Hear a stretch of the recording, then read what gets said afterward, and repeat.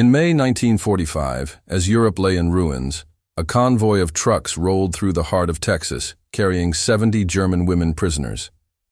Dust clouds trailed behind them across the open plains, where endless blue skies stretched above a land untouched by war. The women had crossed the Atlantic in silence aboard Liberty ships, guarded by Americans who spoke little but treated them with unexpected civility. They had been nurses, clerks, and auxiliaries, serving in collapsing divisions across France, captured after Germany's surrender, and shipped to what they believed would be brutal confinement. Their uniforms were replaced with khaki work clothes, their insignia stripped, yet fear clung to them like a second skin.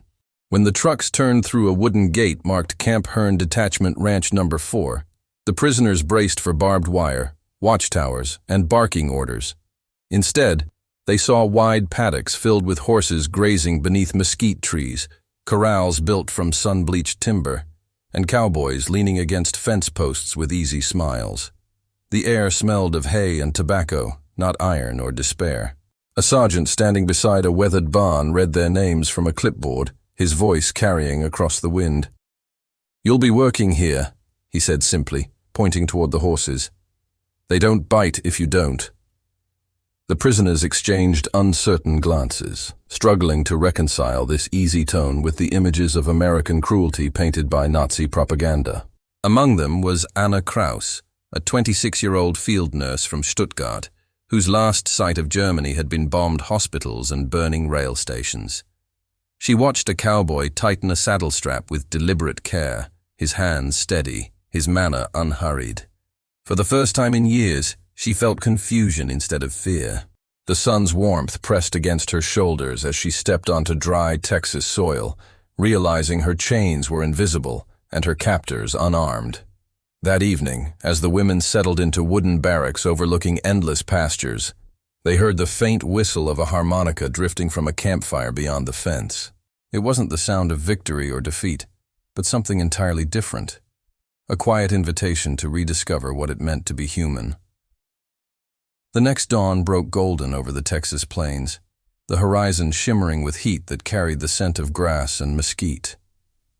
The German women awoke to the unfamiliar rhythm of ranch life, the distant lowing of cattle, the clatter of metal pails, and the easy laughter of men who had never seen a battlefield. When the whistle blew for roll call, they lined up out of instinct, their postures rigid, eyes fixed forward, expecting inspection and reprimand. Instead, the American foreman, a broad-shouldered Texan named Roy Mathers, simply pointed toward the stables and said, "Breakfast after chores, ladies. Horses first." The words, delivered with dry humor, stunned them. No shouting, no orders barked. Just work, framed as trust. Inside the stables, shafts of sunlight pierced the dust swirling above the straw-covered floor. Horses shifted and snorted, their coats glistening like polished bronze.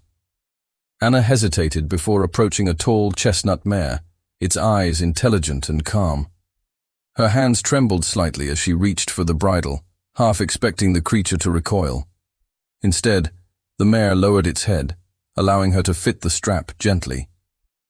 The act felt sacred. Control without cruelty, strength without fear. Around her, other women began to move with similar hesitation, learning through motion rather than command. When Roy swung himself easily onto his horse and gestured for them to follow, disbelief rippled through the group. "You mean us?" one whispered in accented English, but the cowboy only grinned and nodded. Saddles creaked, boots slipped, and laughter erupted when one rider nearly toppled sideways, clutching the reins with desperate grace. The sound broke tension that words never could.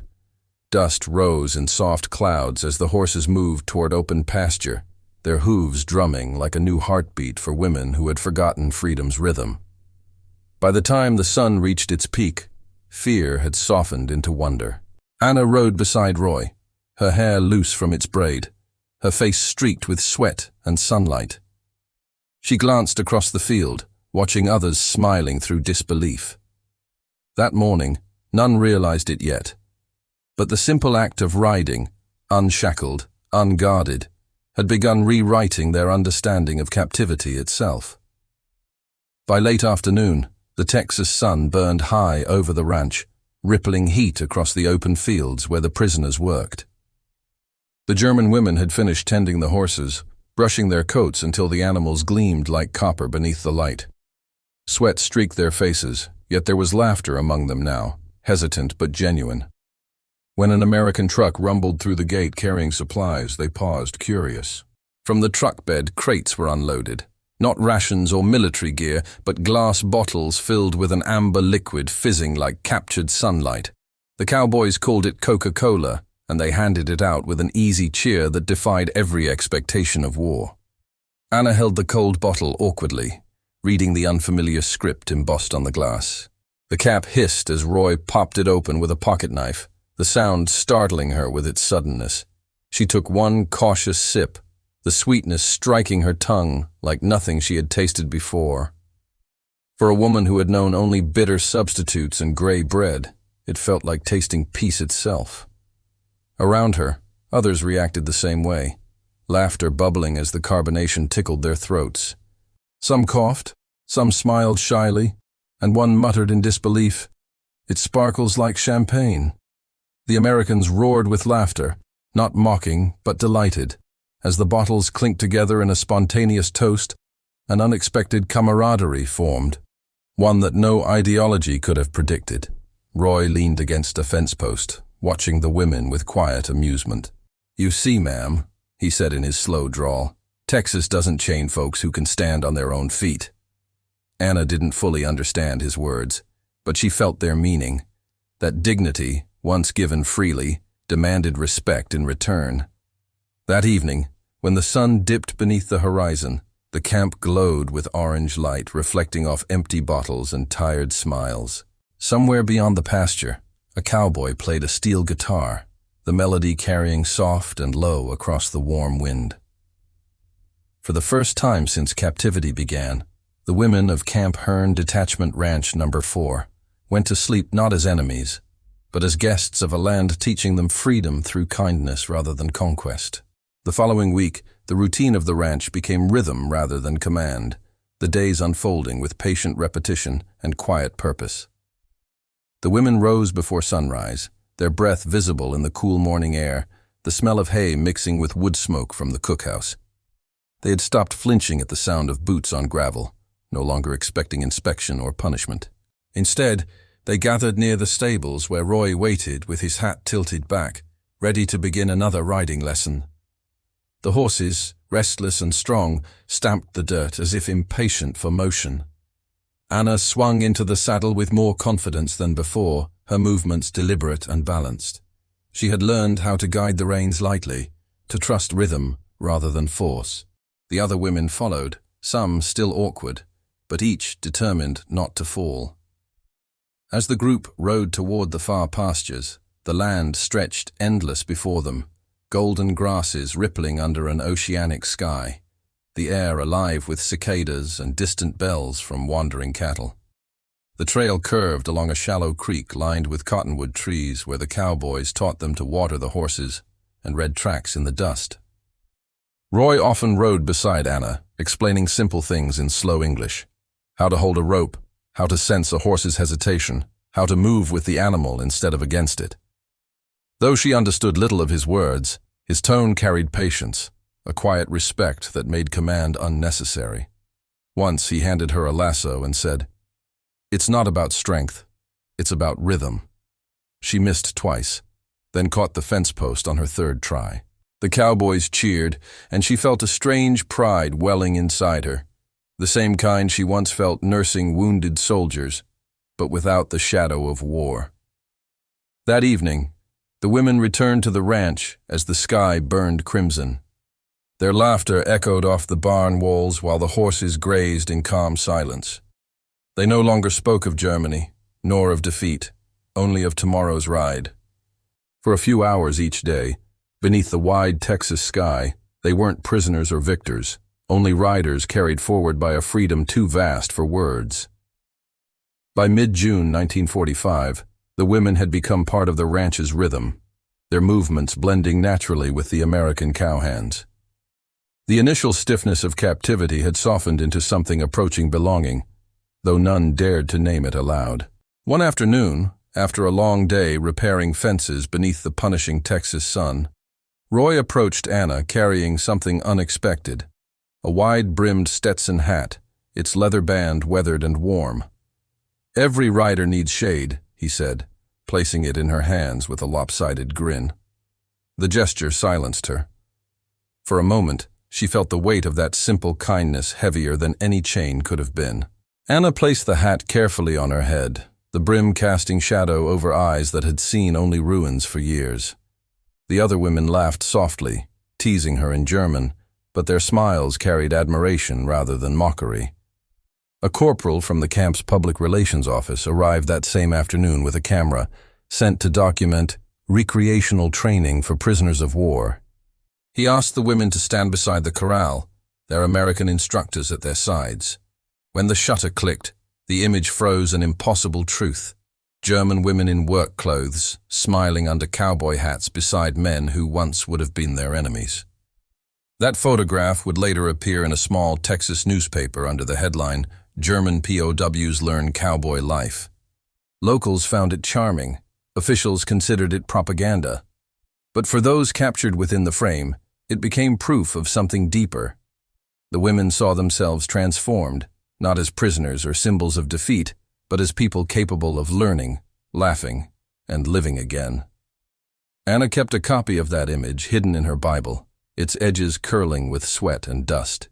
That evening, she sat outside the barracks watching the sunset melt into violet haze. The hat rested beside her, smelling faintly of leather and mesquite smoke. Somewhere nearby, a radio played a swing tune drifting across the open fields. For the first time since leaving Europe, Anna felt no fear of the coming night. Underneath that endless Texas sky, she realized captivity had given her something unexpected, the fragile beginning of freedom's memory. By July 1945, mail service resumed between German POW camps in America and the shattered remains of Europe. Red Cross trucks arrived weekly at Camp Hearne, carrying bundles of envelopes addressed to names that sometimes no longer existed. The women gathered eagerly near the camp office, hearts torn between hope and dread.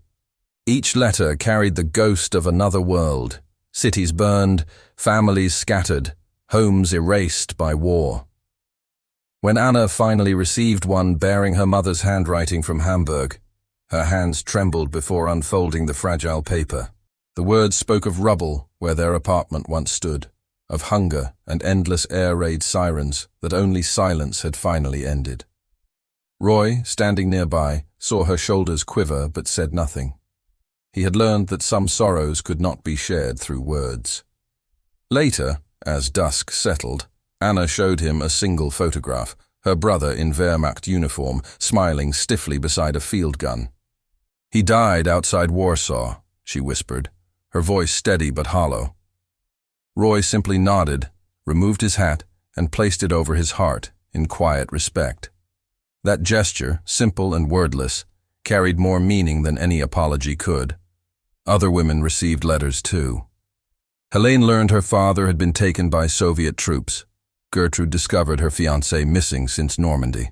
Their laughter faded into silence as they sat together beneath the cottonwood trees, reading words written across oceans of grief. Yet amid the sorrow, there were glimmers of strange gratitude. None had expected to be alive, fed, and treated with decency while Europe starved. They began to write back, carefully composing replies in measured German, thanking Americans for their kindness while struggling to describe the contradiction of their lives. Roy and the other ranchers delivered stacks of envelopes to the camp's postal clerk each week, joking that their German cowgirls wrote more letters than love-struck teenagers. But every note sent across the Atlantic carried quiet rebellion, proof that compassion had survived captivity, that human connection could outlast ideology. As summer deepened, the women began translating their letters into halting English, hoping to keep copies before sending them away. Each translation became a bridge between two worlds, words born from war but rewritten by mercy beneath the Texas sun. By late August 1945, Camp Hearne hosted a harvest celebration unlike anything seen in its barbed wire history. The guards, now relaxed after Japan's surrender, agreed to a goodwill gathering between the POW women and local Texans who had volunteered on nearby farms. Strings of paper lanterns hung from barn rafters, their light trembling across hay bales turned into makeshift benches. A phonograph crackled with swing music carried from a radio station in Houston, blending faint static with the laughter of voices unburdened for one fragile evening. Anna, wearing a borrowed cotton dress, stood hesitantly at the edge of the crowd as Roy approached with 2 enamel cups of sweet lemonade.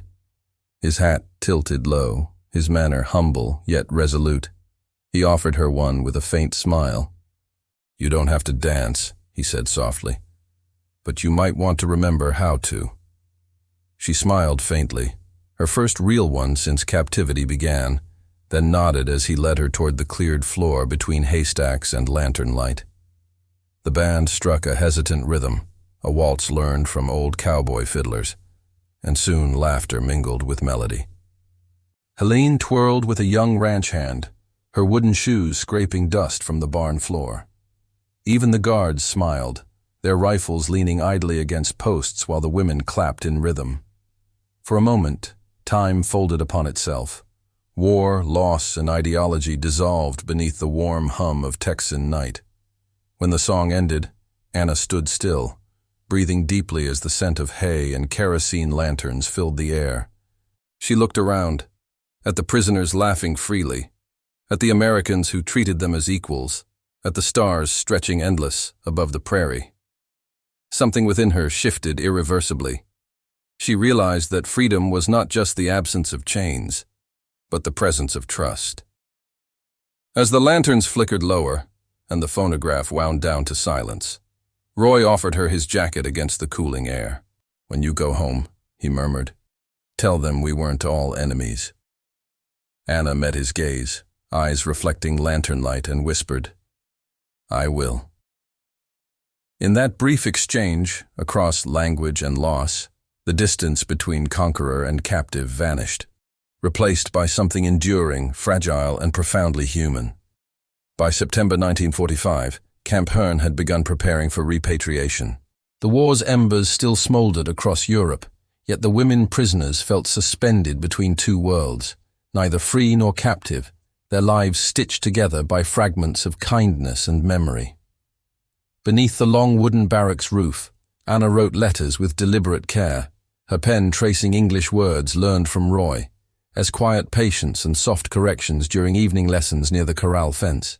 Her letter began simply, "Liebe Mutter, America is not what we were told."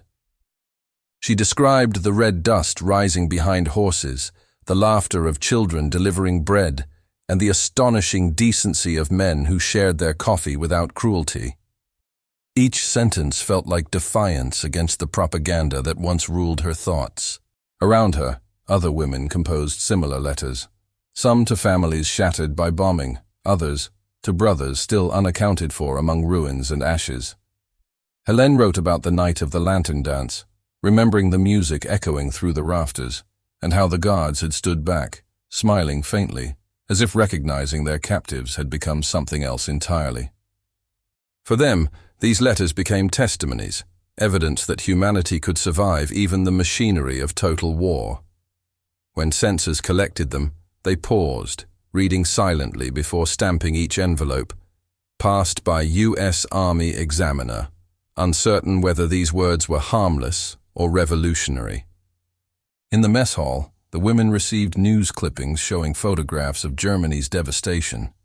Cities reduced to stone skeletons, children queuing for bread, and displaced families searching among rubble. Some wept silently, clutching the images like wounds. Others stared blankly, unable to reconcile what they saw with the world they once defended.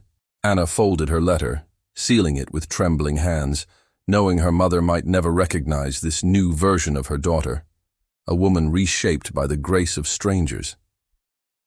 When Roy passed by that afternoon, he nodded toward the small stack of outbound mail bags resting near the guardhouse.